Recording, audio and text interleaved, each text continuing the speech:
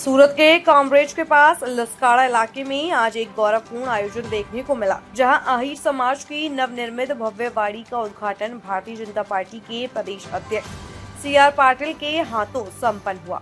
इस अवसर पर समाज के लोग पारंपरिक परिधान में नजर आए। सूरत के लस्काड़ा इलाके में आहिर समाज द्वारा निर्मित भव्य वाड़ी का उद्घाटन समारोह हर्षोल्लास के साथ संपन्न हुआ। उद्घाटन भाजपा प्रदेश अध्यक्ष सीआर पाटिल ने किया। कार्यक्रम के दौरान समाज की बेटियों ने पारंपरिक रूप से सिर पर कलश रखकर अतिथियों का स्वागत किया। मौके पर कैबिनेट मंत्री मुल्लू भाई बेड़ा और सांसद पूनमबेन माडम का पुष्प वर्षा के साथ स्वागत किया गया।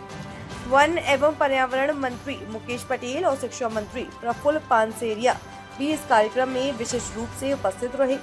लस्काड़ा गेट से लेकर वाड़ी तक डीजे की धुन पर मेहमानों का भव्य स्वागत किया गया। ऐतिहासिक रूप से यह वही भूमि है जहां सौराष्ट्र में पड़े भीषण सूखे के समय मालाधारी समाज के लोग अपने पशुओं के साथ आकर बसे थे और इसे अपनी कर्म भूमि बनाया। इस अवसर पर सीआर पाटिल ने जम्मू कश्मीर में हुए आतंकी हमले पर प्रतिक्रिया देते हुए कहा कि यह नया भारत है, यहाँ ईंट का जवाब पत्थर से दिया जाएगा।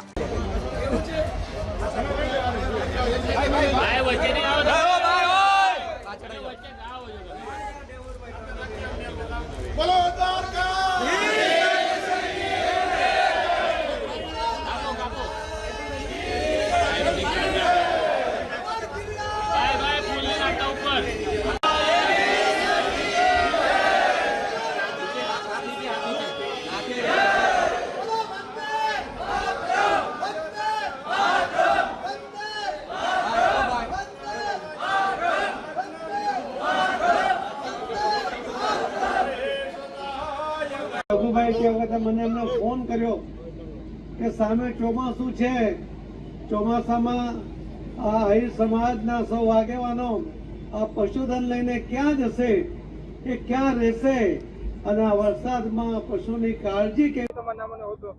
મારું નામ મુન્નાભાઈ રામસિંહભાઈ જોગલ અને મારો હોદ્દો ભારતીય જનતા પાર્ટીમાં સુરત શહેર કિસાન મોરચામાં મંત્રીનો છે અને અમારી આ આહિર સમાજની વાડીના લોકાર્પણ માટે આજે મહેમાન બધા આવ્યા। શ્રી કેન્દ્રીય મંત્રી જળશક્તિ સીઆર પાટીલ સાહેબ અને પૂનમબેન માડમ, મુરુભાઈ બેરા સાહેબ, અમારા વિસ્તારના ધારાસભ્ય લોકલાડીલા પ્રફુલ્લભાઈ પાનસેરિયા સાહેબ, એ મહેમાન આવ્યા એ બદલ ખૂબ ખૂબ મહેમાનનો આભાર। અને આજે અમારી આ વાડીનું લોકાર્પણમાં બહુ મોટી સંખ્યામાં લોકો હાજર રહ્યા એ બદલ સબ લોકોનો અમે ખૂબ ખૂબ આભાર માનીએ છીએ। આ બધા સબ વડીલો વ્યારા, વાપી, વલસાડ ત્યાંથી બધેથી દૂરથી આ અમારા કાર્યક્રમને એક ભવ્યથી દિવ્ય ઉજળો બનાવ્યો એ બદલ આ બધા વડીલોનો ખૂબ ખૂબ આભાર। એમની હત્યા કરી નાખી।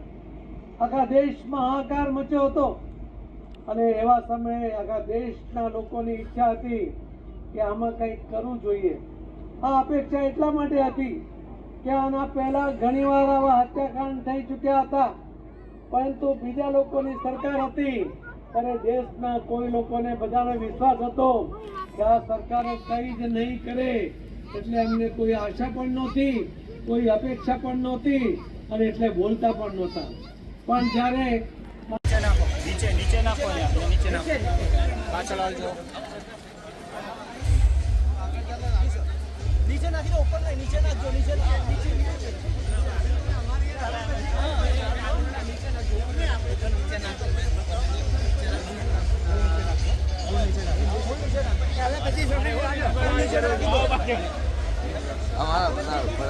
સંગઠિત થયો,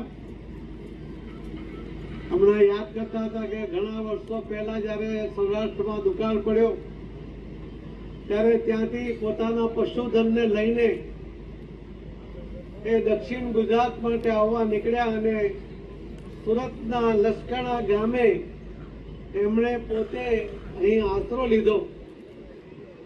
પરંતુ ધીરે ધીરે દક્ષિણ ગુજરાત તાપીથી વાપી વચ્ચેનો વિસ્તાર એવો છે કે જે કોઈ અહીં આવે છે એ સમૃદ્ધ થાય છે।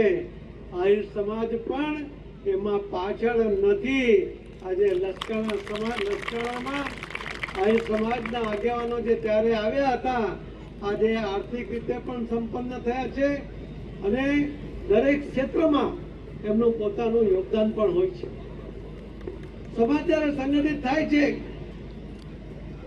ત્યારે સમાજનો વિસ્તાર થાય છે ત્યારે જ સમાજને વાડીઓની જરૂર પડતી હોય છે. ને એટલા જ માટે આહિર સમાજની આ વાડી કદાચ આપણે સમગ્ર દેશ આજે ગૌરવ લઈ શકીએ છીએ આપણા આદરણીય પ્રધાનમંત્રી શ્રી મોદી સાહેબ અને આપણા આદરણીય ગૃહમંત્રી શ્રી અમિતભાઈ શાહ સાહેબની આગેવાનીમાં આજે આપણા જે સૈન્ય જે આપણી આર્મી છે એને જે રીતના પહેલગામમાં હુમલો થયો હતો અને એને જે રીતના જવાબ આપ્યો એનાથી આપણે સૌ જોઈએ છીએ કે આપણા દેશને કોઈ પણ જાતનું નુકસાન વગર ત્યાં એના ઘરમાં જઈને આપણે આતંકવાદીનો ખાત્મો છે એ આપણા દેશના સૈનિકોએ બોલાવ્યો છે અને એનો આજે રાષ્ટ્રપ્રેમ દેશપ્રેમમાં સમગ્ર આપણા ગુજરાતના દરેક જિલ્લામાં અને સમગ્ર દેશમાં આખો જે રીતના માહોલ છે અને એના કારણે ઠેર ઠેર જગ્યાએ મેં અહીંયા હમણાં જે રીતે કીધું એવી રીતે ત્રિરંગા યાત્રાઓ જે શરૂ થઈ છે